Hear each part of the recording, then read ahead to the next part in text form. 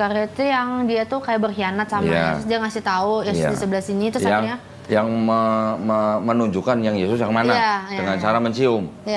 Tapi sebelum Yudas berkhianat, itu disebabkan karena Yudas dibisikin oleh siapa? Oleh iblis. Jadi buat angel, iblisnya berjasa apa berdosa? Nggak tahu. Itu nggak bisa jawab. Dengan logika aja, dengan nalar sehat. Kalau dengan logika dan nalar sehat, dengan pikiran duniawi ya berjasa dengan pikiran duniawi. Oke, nah itu makanya orang Kristen tidak akan bisa mengelit dari pertanyaan itu kecuali bilang bahwa Yesus sudah ditakdirkan untuk memang mati di atas kayu salib, gitu kan? Tapi dari situ saya akan menuju begini. Kalau memang disebut ditakdirkan, di mana ayatnya? Ya, di Perjanjian Baru nggak ada. Adanya di Perjanjian Lama, ya kan? Pendeta akan bilang bahwa Yesus sudah dinubuatkan di Perjanjian Lama memang untuk menderita, untuk istilahnya menjadi Mesias, itu kan? Betul. Dari semua ayat-ayat yang ada di dalam Perjanjian Lama itu ditafsirkan oleh Kristen. Itulah Yesus bukti dinubuatkan. Yesaya 7:14. Seorang perempuan muda akan melahirkan seorang anak dan dia akan disebut Immanuel. Ada di Matius 1 ayat 23. Nanti ada lagi Yesus dinubuatkan katanya di Yesaya 9 ayat 6. Seorang anak telah lahir, seorang anak telah diberikan kepada kita. Lambang pemerintahnya akan diberikan di atas pundaknya. Dia nanti akan disebut apa? Penasehat ajaib, Allah perkasa, Bapa yang kekal, Raja damai. Ini menurut Kristen. Sekarang baru saya jelaskan nih ke Angel ya. Sebentar ya. Bang, misi bang. Misi bang. Sorry bang. Soalnya di sini kitabnya. Kalau ke sana ntar takut mas. Saya bawa sono aja ya. Nah, biar saya nggak bolak-balik nih. Awas kaki. Ini pentingnya kita belajar, ya Angel ya. Bukan saya mau berusaha mempengaruhi siapa-siapa enggak. Saya akan berusaha seobjektif mungkin, ya. Gini, sekarang saya mau jelasin ke Angel begini. Di dalam perjanjian, di dalam kitabnya Angel yang ini, oke. Ini kan ada yang disebut sebagai Perjanjian Lama, Perjanjian Baru. Betul. Oke. Angel tahu nggak Perjanjian Lama ini diambil dari kitab apa? Nggak tahu. Nggak tahu. Tapi itu dari Injil kalau nggak salah. Yang mana? Perjanjian Lama. Injil? Iya. Nggak ada kata Injil di sini. Oh, oke, berarti salah. Ini diambil dari kitabnya orang Yahudi. Oke, kitabnya orang Yahudi itu kitab apa? Ini dia kitabnya orang Yahudi. Namanya kitab Tanakh. Nah. Torah, Nevi'im, Ketuvim. Torah 5 kitab Musa, Kejadian, Keluaran, Imamat, Bilangan, Ulangan. Nevi'im kitab Nabi-Nabi, Yesaya, Yeremia, Yeskiel, Hagai, Habakuk dan segala macam. Ketuvim kitab tulisan-tulisan, Mazmur, Ratapan, Pengkhotbah, Kidung Agung dan sebagainya. 3 kelompok kitab itu dijadikan satu menjadi Tanakh. Tanakh ini disusun kira-kira tahun 450 sebelum ada Yesus. Ya, sebelum ada Yesus. Abad ketiga sebelum Masehi, kira-kira tahun 270 sebelum Masehi, kitab ini diterjemahkan ke bahasa Yunani. Ini kan bahasa Ibrani nih. Nah ini ya, diterjemahkan menjadi bahasa Yunani. Namanya kitab, nih bahasa Yunani ya. Namanya kitab Septuaginta. Septuaginta ini dari abad ketiga sampai kedua sampai seterusnya. Abad kedua, ketiga, keempat Masehi, setelah Yesus lahir, setelah Yesus nggak ada, ini terjemahannya diresensi namanya. Diresensi itu artinya dikritik terjemahannya. Terus diubah-ubah. Oleh siapa? Oleh orang-orang Kristen. Oleh siapa aja? Oleh Bapak Gereja Origen, Bapak Gereja Lucian, Bapak Gereja Hesisius. Sampai akhirnya di abad 4, sebelumnya kan Kristen udah punya Perjanjian Baru nih. Betul. Ya, yang dari mulai Matius sampai Wahyu.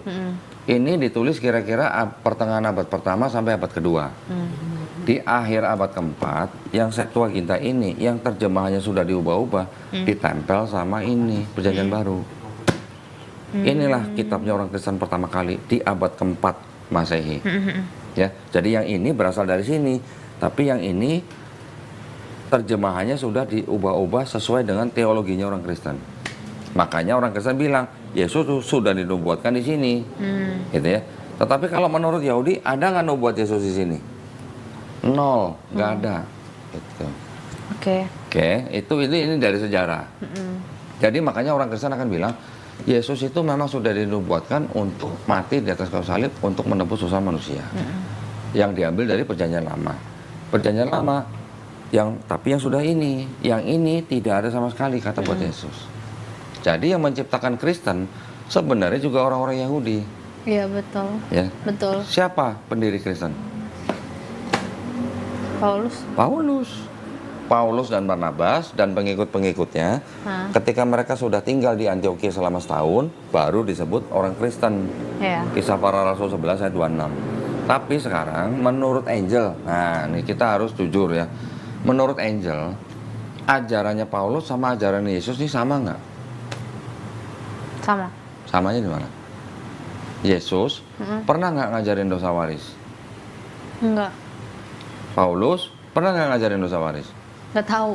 Itu yang tadi saya bilang, dosa dari Hawa tuh menjalar kepada setiap keturunan Adam. Itu kan bisa disebut sebagai original sin, dosa waris. Jadi Paulus mengajarkan dosa waris, Yesus nggak pernah mengajarkan dosa waris. Aku agak ambigu sih, soalnya ada di firman itu ngomong kayak gini, tentang kutuk nenek moyang. Itu kata Paulus, Oke. bukan kata Yesus. Iya. Itu di Galatia 3. Ya, sebenarnya aku bukan ahli Alkitab banget atau kayak gimana, karena aku sendiri sebagai orang Kristen tuh nggak pernah baca dari Kejadian sampai Wahyu. Cuman aku tahu garis besarnya mengenai Kristen itu seperti apa. Karena aku dulu sebagai Kristen yang taat, yang dulu pernah pelayanan juga di gereja dan juga ikut-ikut retret dan lain-lain. Bahkan aku pelayanan ke jiwa-jiwa. Gitu. Saya sangat-sangat memahami kalau Angel tuh nggak ngerti yang gini-ginian. Iya. Karena memang yang gini-ginian juga di sekolah tinggi teologi aja nggak diajarin. Betul. Ya, Iya. kemarin ada seorang pendeta belajar di STT 13 tahun. Tapi ketika diskusi sama saya, ketika kitab-kitab yang begitu banyak modelnya begini, kebanyakan juga saya ngajarin malah jadinya. Karena berarti itu di STT dia tuh nggak diajarin gitu. Itu memang bagian dari sejarah gitu. Kelihatannya saja Kristen sudah settle. Dan memang Kristen menang daripada Yahudi. Iya. Ya. Yahudi kan jauh lebih sedikit lah dibandingkan Kristen. Kristen bisa tumbuh besar seperti sekarang karena ada pengaruh politik, pengaruh kekuasaan. Dari Romawi disebarkan ke seluruh dunia melalui apa? Melalui 3G. Pernah dengar 3G? 3G itu apa? Gold, Glory, Gospel. Kolonialisme. Oh, iya. Kolonialisme. Tahu. Ya, jadi Kristen itu bisa menyebar ke seluruh dunia dengan 3G. Kenapa mereka menyebarkan 3G? Karena mereka kalah di perang salib. Makanya mereka selalu mencoba menyebarkan agama Kristen dengan apa? Dengan yang itu tadi. Karena itu pergilah, jadikanlah semua bangsa muridku, baptislah semua manusia dalam nama Bapa dan Putra dan Roh Kudus. Itu yang disebut dengan amanat agung. Matius 28:19.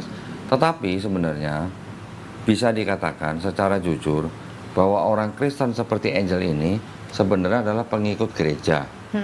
Pengikut gereja ini sebenarnya juga disebut pengikut Paulus. Tapi tidak semua ajaran Paulus diajarkan oleh gereja. Paulus juga nggak salah-salah amat. Dia membuat ide baru, dia membuat gagasan baru, sampai disebut dia dan pengikutnya orang Kristen. Karena apa? Dia mengangkat dirinya sendiri menjadi rasul. Ketika dia sudah dalam perjalanan ke Damsyik untuk mengejar pengikut Yesus, dia mengaku melihat cahaya, mendengar suara, terus dia buta, terus dia mengaku bertobat, dia berbalik menjadi memberitakan tentang Yesus. Ya, dia mengangkat dirinya sendiri sebagai rasul. Tapi dia mengangkat dirinya rasul itu bukan untuk orang-orang Yahudi, untuk orang-orang non-Yahudi. Nah, ajaran dia untuk orang-orang Yahudi, kalian harus tetap hidup di bawah hukum Taurat. Nggak boleh makan babi, sunat, ngikutin hukum Taurat. Tapi untuk orang-orang non-Yahudi, kalian nggak perlu hidup di bawah hukum Taurat. Kenapa? Karena dosa kalian sudah ditanggung, sudah ditebus oleh Yesus. Betul. Yang mati di atas kayu salib. Maka itu kalian nggak perlu sunat. Semua makanan halal, kata Paulus. Tapi kata gereja, nggak semuanya diikutin. Ya, Paulus cuma ngomong semua makanan halal. Apapun yang kamu beli di di pasar, kalau kamu berkati dalam nama Yesus itu halal gitu. Tapi apakah babi itu makanan? Menurut orang Yahudi, babi bukan makanan. Itu Ya. di Taurat ya? Ya, di Imamat 11 ayat 7. Ya. Sudah jelas, bahkan orang yang makan babi aja kan akan dimusnahkan di Yesaya 66. Ya. Jadi, Emang, kalau sorry aku potong, emang hukum Taurat itu agak berat banget ya. Bahkan kayak dosa aja tuh kayak kita berdosa tuh ada hukumannya sampai mati. Hukum Taurat itu emang berat. Yang kayak dipenggal gitu kan. Ada misalnya dia berzina Rajam. ya dirajam kayak gitu. Emang hukum Taurat itu emang agak berat sih, tapi Orang kita udah Yahudi sekarang masih ada nggak? masih. Masih ngikutin hukum Taurat nggak? Kalau itu aku nggak tahu. Masih. Ini ada kitabnya. Ini kitabnya. Ini masih ada kitabnya. Berarti mereka masih bisa hidup dengan hukum Taurat. Ya, tapi kita yang sebagai Kristen itu kita nggak mengikuti hukum Taurat Ya. lagi karena semua udah digenapi. Nah, kalau Yesus ngomongnya Yesus ikut hukum Taurat nggak? Matius 5 Matius perjanjian baru ya. Perjanjian Baru. Jadi di semua perjanjian baru tidak semuanya juga salah, ya. Masih ada yang kebenaran tapi bercampur dengan kebatilan. Kalau saya bilang gitu. Matius 5 ayat 17 sampai 18 coba baca. Yesus dan hukum Taurat. Janganlah kamu menyangka bahwa aku datang untuk meniadakan hukum Taurat atau kitab para nabi. Aku datang bukan untuk meniadakannya, melainkan untuk menggenapinya. Ya kan, benar, untuk menggenapinya. Karena aku berkata kepadamu, sesungguhnya selama belum lenyap langit dan bumi ini, satu iota atau satu titik pun tidak akan ditiadakan dari hukum Taurat sebelum semuanya terjadi. Satu iota tahu nggak seperti apa? Cuman seperti tanda kutip begini aja. Itu satu iota itu, satu titik, satu huruf Ibrani yang paling kecil tidak akan dihilangkan selama bumi dan langit hancur. Artinya apa? Yesus ngikutin hukum Taurat, ya kan? Kalau Yesus ngikutin hukum Taurat, dia waktu lahir disunat, Lukas pasal 2. Dia puasa. Kalau dia ngikutin hukum Taurat, dia makan babi nggak? Nggak, harusnya nggak. Harusnya enggak, kalau ikut hukum Taurat, ya kan? Yesus juga cara berdoanya sujud. Iya. Ya, saya nanti bisa tunjukin ayat-ayat di mana semua nabi-nabi sebelum Yesus juga sujud, termasuk Nabi Musa alaihissalam yang menerima Taurat juga. Betul. Tapi sorry, kan kalau di hukum Taurat itu nggak boleh makan babi ya. Tapi kan waktu di Kejadian itu Tuhan menciptakan langit dan bumi, di hari ke-7 Tuhan tuh bilang bahwa semuanya itu baik. Yang penting kita tuh tidak berlebihan dalam hal apapun itu. Jadi Tuhan tuh menciptakan itu semua itu baik, semua itu ada fungsinya, tapi tidak tamak atau tidak las. Bahasa Inggrisnya las, nggak bisa ngomongnya. Gini, Angel pernah tahu ikan? Iya, Ikan koki tahu kan? Bagus nggak dilihat? bagus. Bagus. Angel pernah ngeliat ikan arwana? Arwana tuh yang jenong itu kan? Bukan itu, kalau itu kan lohan. Ikan arwana tuh tahu. tahu kan? Iya, tahu. Mahal kan? Iya. Bagus nggak kalau dilihat gitu kan? Bagus. Tapi pernah nggak Angel ngeliat akuarium ada ikan yang kerjanya nempel di kaca begini? Tahu ikan sapu-sapu. Nah itu tahu. Apa fungsinya ikan sapu-sapu di akuarium? Untuk membersihkan lumut. Begitu juga babi.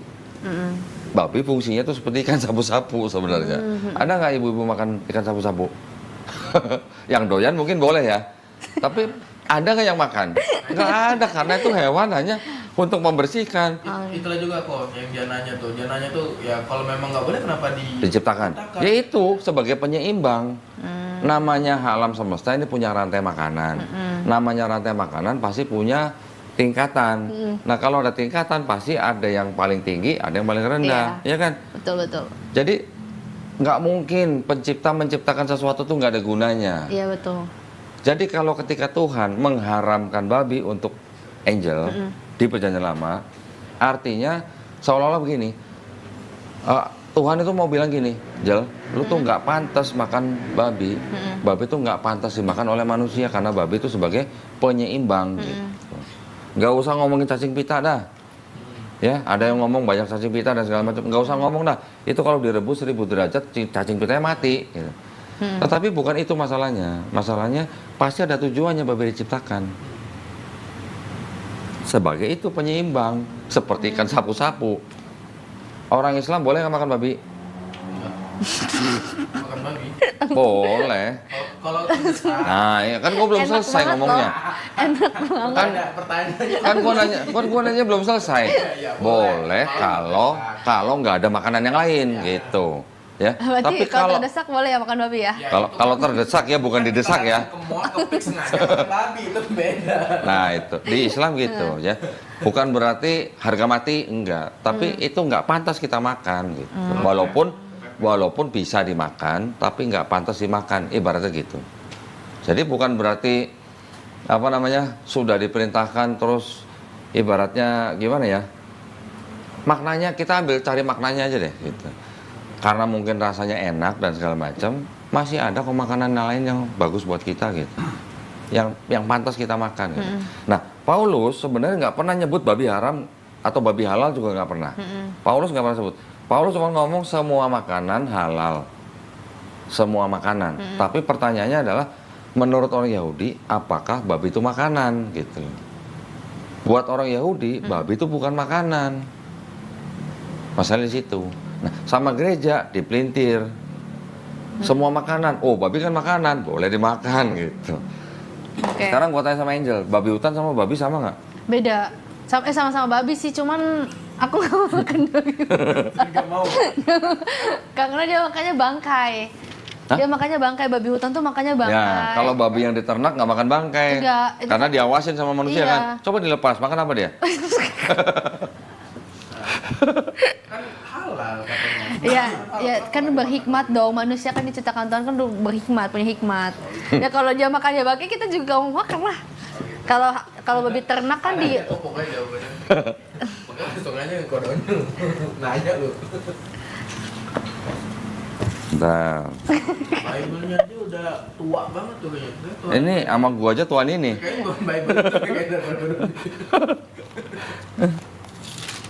Makanya kita jujur-jujuran aja. Gue juga maunya jujur kok. iya. Ya.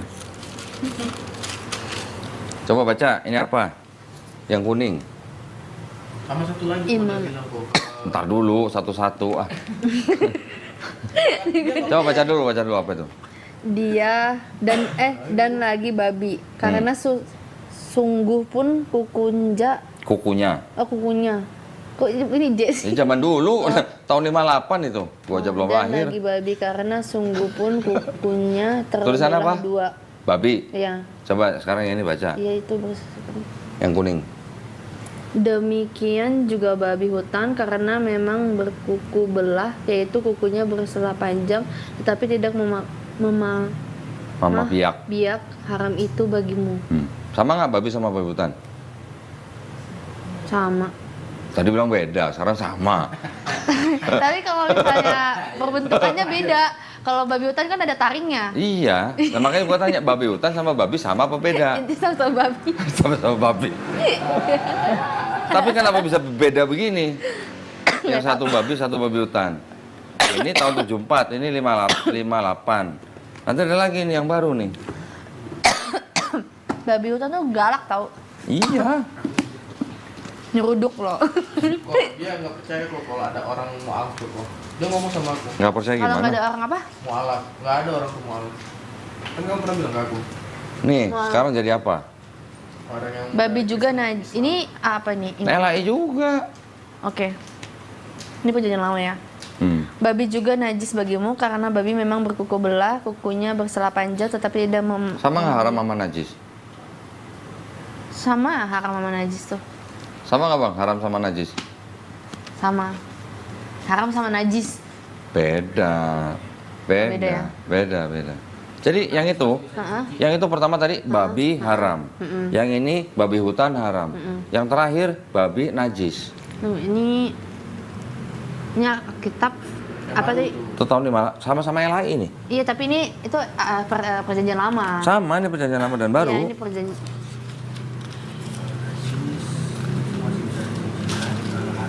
Nih, yang nerbitin siapa nih?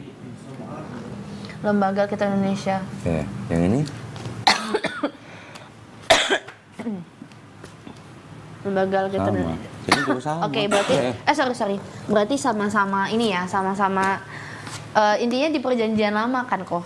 Iya. Ya, jadi aku juga dulu belajar kalau misalnya kita tuh nggak boleh makan makanan itu yang lipet-lipet itunya jarinya. Ya nggak kebelah-belah jadi kayak babi. Lu makan udang nggak? Makan. Boleh nggak di Bible makan udang? Nggak disebutin sih di Bible makan udang atau Di makan. sini disebutin Heeh. hewan laut yang boleh dimakan atau ikan itu yang bersisik dan bersirip. Udang bersirip nggak? Enggak. Nah, kenapa lu makan? Di sini nggak boleh.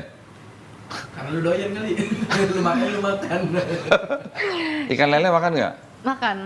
Ikan lele kan nggak bersirip. Saya semua Nggak bersisik ikan lele. Nggak ada sisiknya.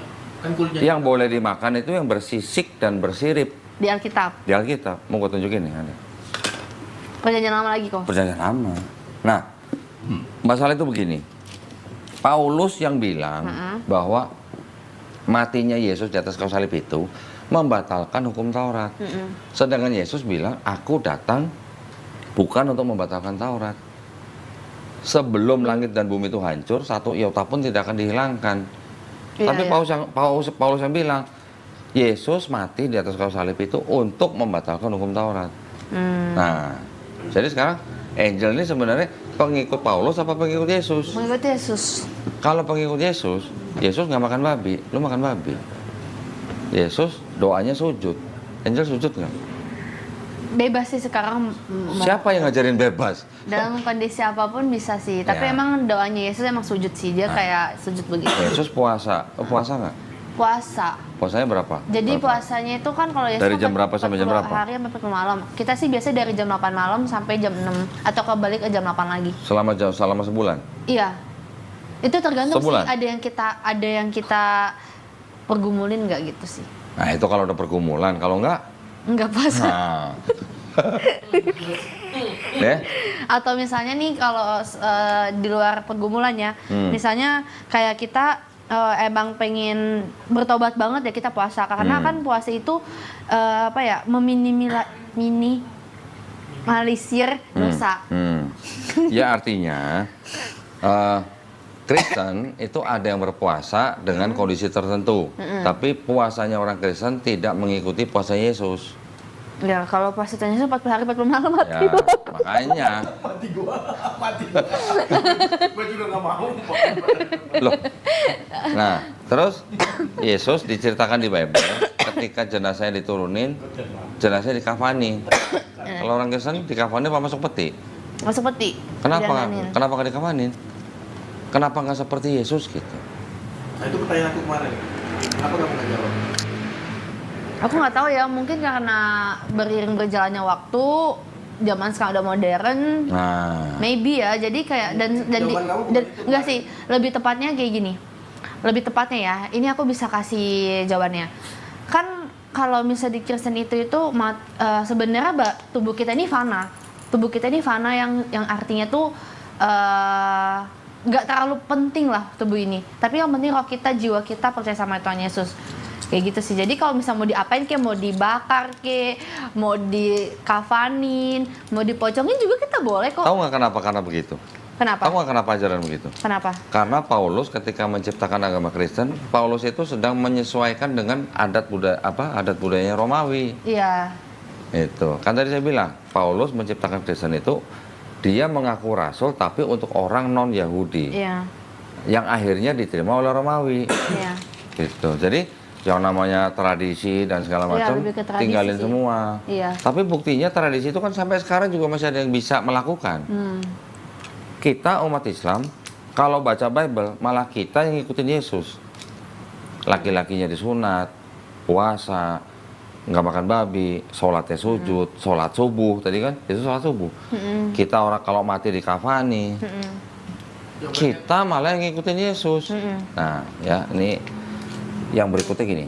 Tadi kan Angel sempat menyebut ada namanya nabi palsu. Nah, Nabi palsu. menurut Angel, yang namanya nabi palsu itu ajarannya harusnya sama atau beda dengan Yesus? Beda. Beda. Beda. Nah tadi kan terbukti Paulus mengajarkan dosa waris yang tidak diajarkan oleh Yesus. Sedangkan Yesus ngajarinya kalau lu nggak bertobat, lu nggak masuk surga. Ajaran Paulus dan ajaran Yesus beda. Dan Yesus sudah sudah pernah mengatakan kepada murid-muridnya, berhati-hatilah kepada orang-orang Farisi. Paulus orang apa? Orang Farisi. Ya, berarti yang aku bisa ambil gini ya. Jadi kan dari penciptanya Alkitab itu kan Alkitab itu kan balik lagi ya, Tuhan yang berfirman, dan apa yang ada di Alkitab itu yang terjadi di dunia ini. Kalau mau percaya orang Kristen. Tapi kan kayak contohnya nih ya, nggak disolusi secara kayak misalnya contoh jagalah kekudusan. Kan contoh ya kalau di muslim itu kan menjaga tutup aurat gitu kan. Kekudusan sama nutup aurat beda Iya, cerita, iya. beda konteks. Ya kalau ya ya kurang lebih lah kayak gitu, Nih, misalkan ini kayak gue gitu. buktiin bahwa Paulus tidak semuanya salah, tapi sudah diubah-ubah sama gereja lagi. Kemarin tuh kalau di kafan tuh kenapa di kafan? Karena Yesus mati di gua, Iya. jadi di batu, makanya kan Yang hijau baca. Tetapi tiap-tiap perempuan yang berdoa atau bernubuat dengan kepala yang tidak bertudung menghina kepalanya. Sebab ia Kenapa? sama dengan perempuan yang dicukur rambutnya. Sebab jika perempuan tidak mau menudungi kepalanya, maka haruslah ia juga mengunting rambutnya. Tetapi jika bagi perempuan adalah penghinaan bahwa rambutnya digunting atau dicukur, maka harus saja menudung kepalanya. Lu ke gereja pakai kerudung nggak? Enggak. Kenapa? Paulus bilang suruh berkerudung. takut jadi suster. Takut jadi takut jadi itu Nah, jadi itu yang tadi saya jadi bilang. falak.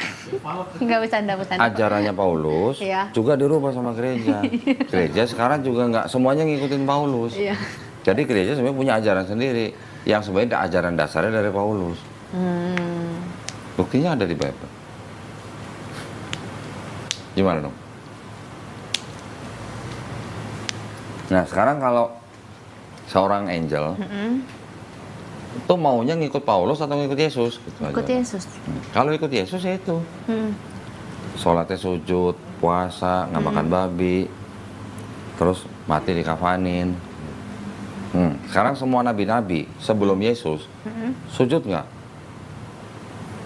Mau dibuka satu-satu atau mau gue sebutin aja? Sebutin aja. Kejadian 17:3 Abraham sujud. Keluaran 3:48 Musa sujud.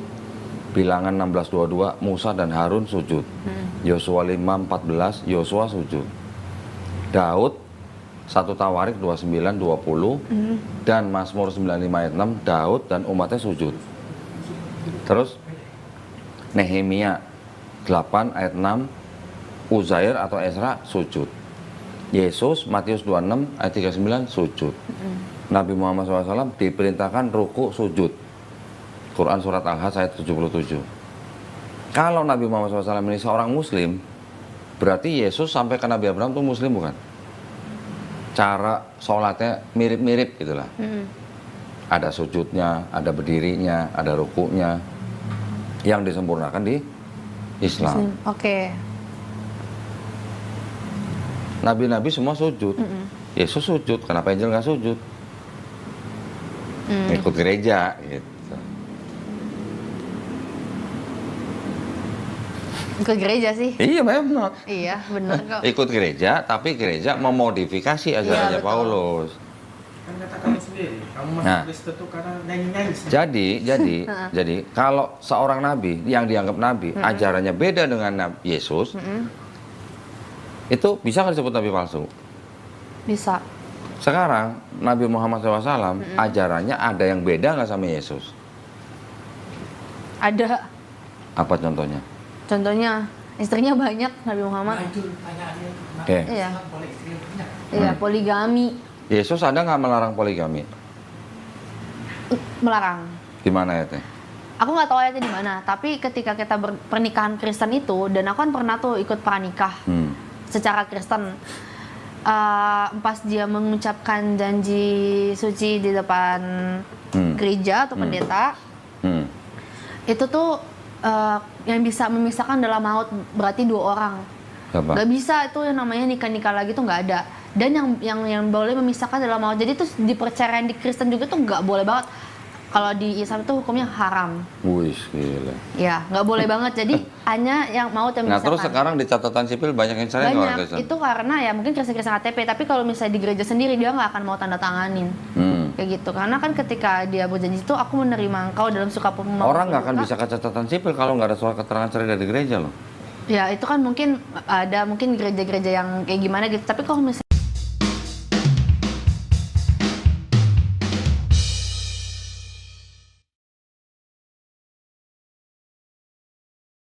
dia yang taat banget dan itu Kristen dia nggak akan mau Ya, berdosa. sekarang contoh Ya.